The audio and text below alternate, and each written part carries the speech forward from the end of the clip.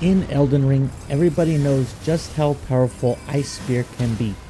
It has low FP cost at 15, the projectile deals 25 stance damage, which can be pushed to 40 if you connect with the weapon on the twirl and the thrust. The projectile itself does about 240 frost buildup, but again, if you connect with both parts of the weapon, you'll be dealing upwards of 400 frost buildup. For frost susceptible enemies, this means with 2 to 3 casts, you're going to be giving them the frostbite debuff. This means that for the next 30 seconds, they're going to be taking 20% extra damage from all sources. Hello everybody, it's Ocelot, and in this guide, I'm going to show you just how to get this build set up within the first 30 minutes of gameplay. Within the first hour, you're going to have most of the build complete. You'll only be missing a few talismans. But even with minimal stats and minimal equipment, I'm going to show you that with this guide, you'll be able to dominate all of the early game, all the way up to the mid game, which is approximately the capital. So let's go ahead and get started. For starting class, you want to choose a Vagabond as it has the stats necessary to wield the weapon we'll be choosing. I recommend going with the Golden Seed as a keepsake. However, at the beginning of the game, it doesn't matter what you choose. So once you go ahead and create your character, go into Limgrave, you're going to want to head north by northeast to Gatefront. You're going to want to talk to Melina. She's going to give you the whistle so we have access to Torrent. So once you have access to Torrent, in Gatefront, just south of the Grace that you're at, there's going to be a cellar. Go ahead and pick up the whetstone knife. Next, let's go north of Gatefront, right about here on the map. We're going to be picking up a golden seed. And on this second spot, there's going to be some graves that you can loot. Now, I'm not going to show you all the graves that you can loot, but you can loot them for easy access to golden runes. After you're done looting here, the next spot you want to go to is right here. We're going to kill this mounted knight for the weapon skill Golden Vow. This is going to give us 11.5% to all damage and 7.5% to defense for 45 seconds. This next mark is going to have the Fever's Cookbook. This will give you access to sleep pots, helpful later on in your playthrough.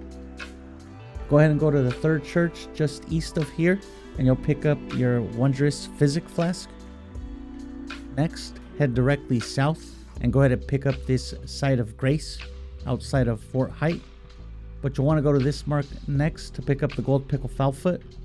Then we're heading south into Weeping Peninsula. Go ahead and grab this Grace. We'll be using it later on. At the Church of Pilgrimage, you'll want to pick up the Sacred Tear and the Blood Grease. Continue southwest to the 4th Church America for another Sacred Tear. Then in this area, you'll want to pick up the Morning Star. In the Kalu Baptismal Church, you'll pick up another Sacred Tear. Keep on heading west, southwest, and we'll go into Castle Morn. We'll be picking up our weapon here. You'll have to take out this NPC, Edgar. He's going to drop the featured weapon, the Banished Knight's Halberd, at +8. This is going to help you immensely for upgrading the weapon, especially for the early game. And as you can see, we did this in about 20 minutes. So head to the Stormhill Shack and head north into Liurnia. Go to this spot on the map at this side of Grace. Go ahead and apply Golden Vow to the longsword. You want to change the time into nighttime. We're going to be taking out the Knight's Cavalry. This Knight's Cavalry has the featured weapon skill we'll be using, Ice Spear. So go ahead and buff up with Golden Vow. Get the Knight's Cavalry attention. For the Knight's Cavalry, I recommend you stick into its left or your right. This will make this fight a lot easier. Usually he will get stuck in an animation where he stops and turns to his right so he can hit you better.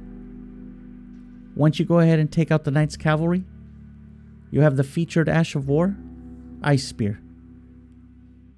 We're going to loot a couple of nearby gazebos for some Smithing Stone 3s. This is going to get our weapon to +9.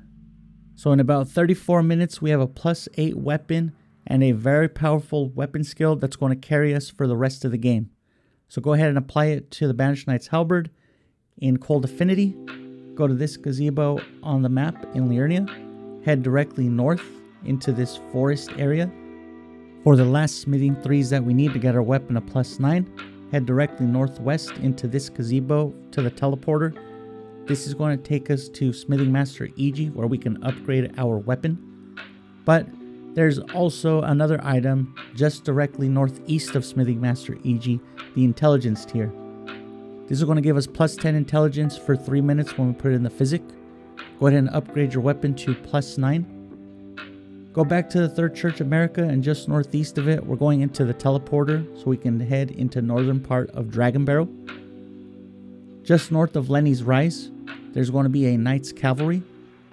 Now this is one of the optional ways to gain early levels. This will be the only way I do it in this video. However, if this method of trying to get this Knight's Cavalry to the side here doesn't work for you, there's going to be an immobile dragon that you can wail on with the Morning Star and the Blood Grease to get close to 100,000 runes with the Gold Pickle Foulfoot. So if you'd like to choose both methods, you'll get over 150,000 runes. Continue southwest and we'll be right outside of Fort Ferrith. Go ahead and rest at the Grace, and let's go ahead and level up. You're going to want to distribute your points into Vigor and Intelligence. For now, we'll go with +10 Vigor and +11 Intelligence.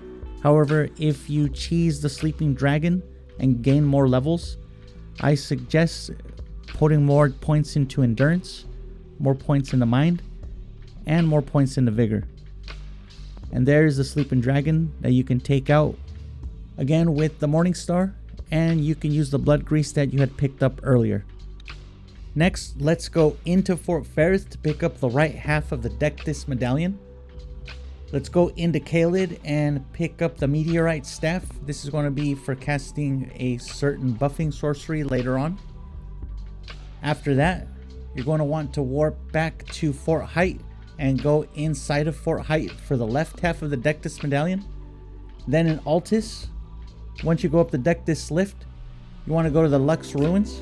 We're going to fight Gillica. She's gatekeeping one of the best early talismans in the game.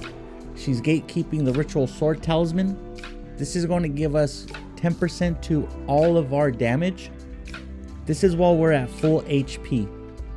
So once you take down Gillica, go ahead and open up the door. And there it is in the chest, the Ritual Sword Talisman. Next, back in Liurnia, just south of the Frenzied Flame Village outskirts, there's going to be a minor Erd Tree. We're going to want to fight this Erd Tree avatar. This is going to drop the second tier that we'll be using, the Magic Shrouding Crack tier. This is also a really good early game intelligence tier, as it's going to boost all of our magic damage by 20% when we put it in the Physic. This tier lasts for 3 minutes. And although Ice Spear scales both with dexterity and intelligence, the projectile does 100% magic damage. This will also help boost your sorcery damage if you decide to delve into more intelligence. The last piece that we'll need for our early game build is also going to be in Liurnia, just west of the Academy. You'll need 2 Stone Sword keys to access the Academy Crystal Cave. Once you enter and get to the end, you're going to fight 2 Crystallians. Since Ice Spear deals 25 stance damage with 3 uses of it, you're going to quickly and easily stance break each of the enemies.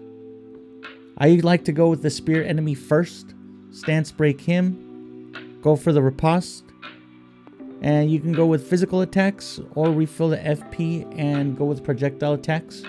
But once you take out the spear Crystallian, then you can focus on taking down the staff Crystallian.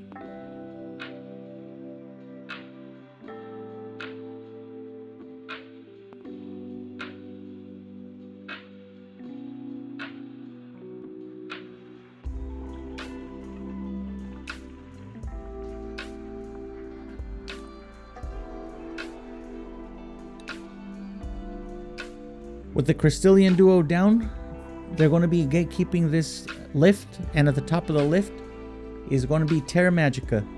When you put it down, It lasts for 30 seconds, and while you're standing in the glyph, you'll be granted an extra 22% to all magic damage.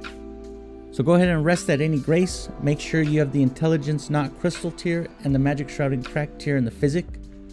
Let's go ahead and enter Margit's arena and see how our build goes. In just a little over an hour, we were able to get to level 32. More levels if you decide to cheese Grail and use another gold pickle foulfoot. This would easily put you a little bit above 40. You have all the equipment that you need that will easily carry you through the first part of the game all the way up to the mid game. By leveling up your weapon, you can even possibly get all the way up to the end game with just the equipment you have. Now obviously I do recommend picking up some more talismans such as the Magic Scorpion Charm, Shard of Alexander, possibly the Carrion Filigree Crest to reduce FP consumption from the weapon skill. So let's go ahead and test our build against Margit.